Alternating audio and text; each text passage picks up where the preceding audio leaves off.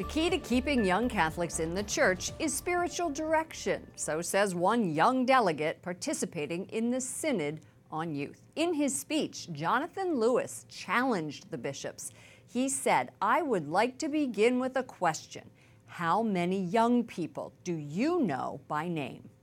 We're now joined by Jonathan, one of 5 American Youth Delegates Pope Francis invited to the Synod. He is Assistant Secretary of Pastoral Ministry for the Archdiocese of Washington and an old friend. Welcome to the program, Jonathan.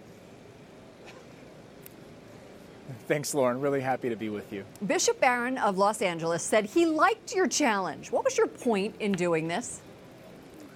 So every auditor has the opportunity to speak to the whole Synod Hall once. And the first question that I asked in my address was to ask the bishops, and by extension, really all of us, how many young people do you know by name? And so what did they say?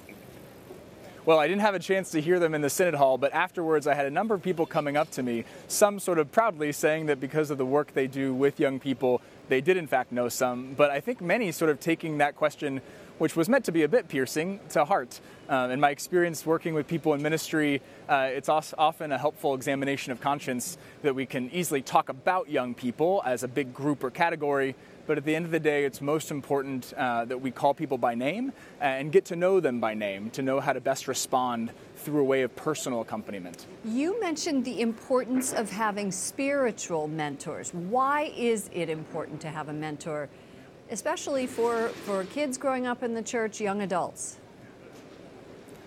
Well, spiritual mentorship is important because it's what Jesus did.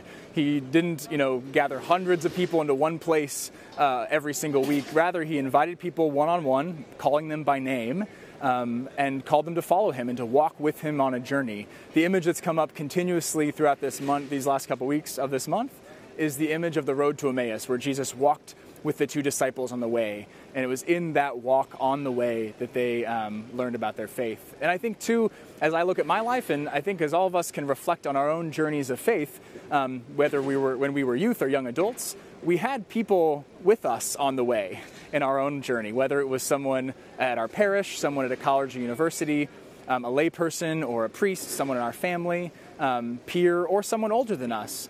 We all need people to walk with us. I think we know that one of the biggest lies we're told is that we can do everything ourselves. Right. And it's just as true in the spiritual life, that we need people to get to know us by name and to walk with us one-on-one. We're a little more than halfway through the Synod, and there are 36 young people who are actually taking part.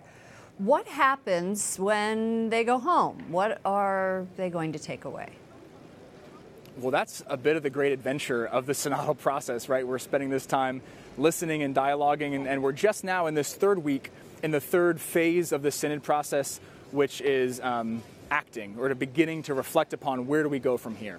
And so already in the Synod Hall, there have been different proposals by bishops and lay people. Some people saying maybe the Vatican should open an office for young people, or dioceses should host a similar synodal type gathering locally where priests and lay people could talk together in a similar culture of listening.